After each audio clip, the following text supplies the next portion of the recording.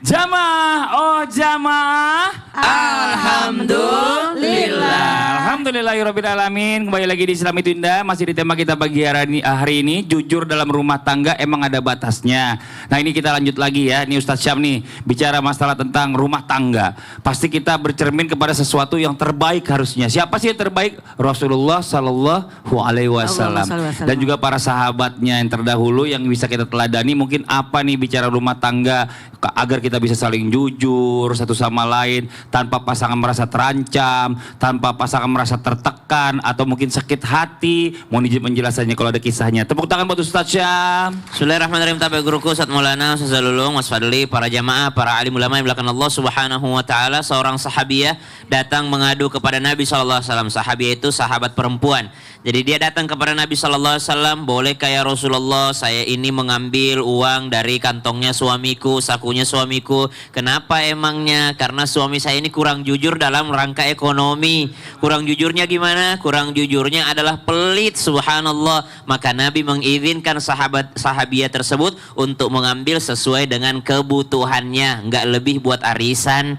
Dia ambil sesuai dengan kebutuhan, subhanallah. Inilah bagaimana cara baginda Nabi SAW membela hak istri, hak suami dalam rumah tangga. Yang suami diajarin biar nggak pelit, jujur dalam ekonomi. Yang istri juga diajarin jujur dalam hal menggunakan sesuai dengan kebutuhan. Yang ditanamkan adalah Allah itu maha mendengar, Allah itu maha melihat. Engkau mungkin bisa dan mampu membohongi pasanganmu, tapi engkau tak akan pernah mampu membohongi Allah Subhanahu wa ta'ala. Kisah yang kedua, seorang sahabiah diadukan oleh suaminya. Kenapa diadukan oleh suaminya? Ternyata ketika suaminya pulang dari perjalanan yang jauh, dia mendapati anaknya sudah meninggal dunia. Tapi ketika ditanya kepada istrinya mengatakan anaknya sedang beristirahat dengan tenang. Sehingga ketika dia tahu anaknya sudah wafat, dia mengadu kepada Nabi, "Ya Rasulullah, udahlah anakku wafat, istriku bohong lagi. Dibilangnya sedang tidur, sedang istirahat dengan tenang." Subhanallah. Ketika ditanya alasan perempuan ini kenapa? Karena saya ingin memberikan ketenangan kepada suami saya dulu. Biar dia pulang dulu, biar dia makan dulu, biar dia tenang dulu. Baru saya memberikan kebenaran yang sebenar-benarnya kepadanya. Lalu Nabi membenarkan apa yang dilakukan oleh perempuan tersebut. Maka subhanallah, lihat bagaimana kejujuran dalam rumah tangga. Sayyidina Umar bin Khattab radhiyallahu anhu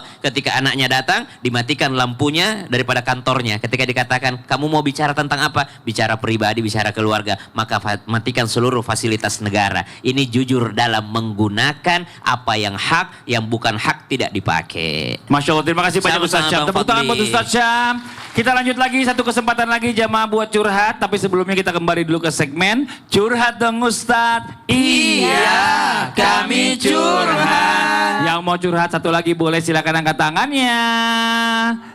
Dari sebelah sini ibu izin. Masya Allah, boleh ibu maju. Ya, ke sebelah saya Ustazah Lulung, Ustadz Maulana boleh maju ke depan. Daripada ngobrol. Silakan. Ibu perkenalkan dirinya, Bu. Assalamualaikum warahmatullahi wabarakatuh. Waalaikumsalam warahmatullahi wabarakatuh. Perkenalkan, nama saya Suniti. Nggak ada tulisan curhat. Nggak, Ibu jangan nunduk, Bu. Iya. Ibu ngeliatnya ke TV tuh. Yang di rumah kan pengen buka Kirain ada tulisan. Nggak ada. Kosong. Iya. Perkenalkan, nama saya Suniti dari Jamaah Kemasan, ya Suniti, dari Jamaah Kemasan Bojong Pekalongan. Tepuk tangan dong buat Ibu Suniti ya.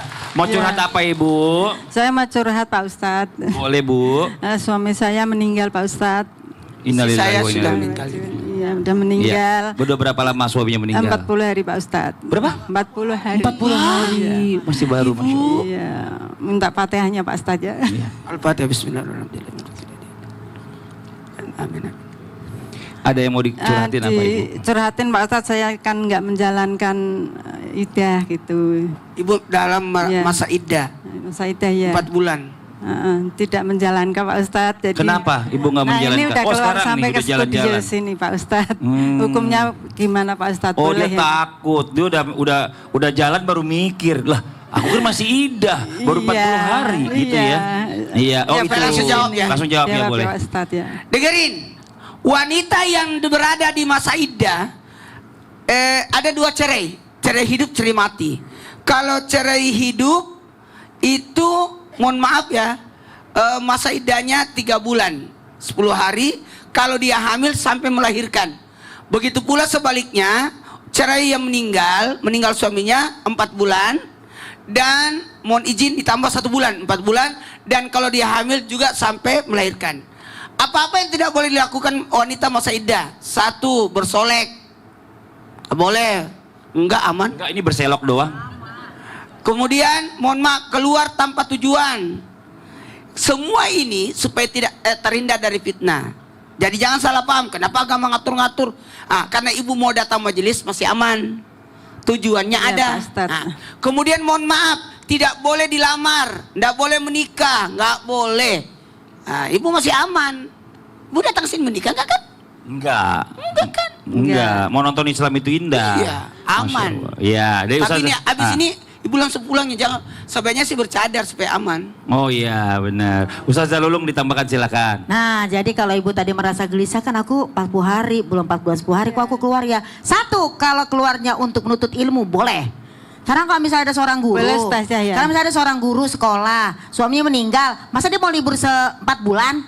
Gimana anak-anak yang sekolah? Jadi dibolehkan kalau bukan untuk bermaksiat. Tapi kalau untuk menuntut ilmu ya nggak Pak Ustadz? Menuntut ilmu, belanja, ya kan segala macam Kebutuhan boleh. pokok. Kebutuhan pokok. Nggak ke pasar, 4 bulan mati orang satu rumah. Repot. Iya, Pak Terus 4 Ustadz, bulan kalau kita nggak kerja, terus siapa yang ngasih kita uang belanja?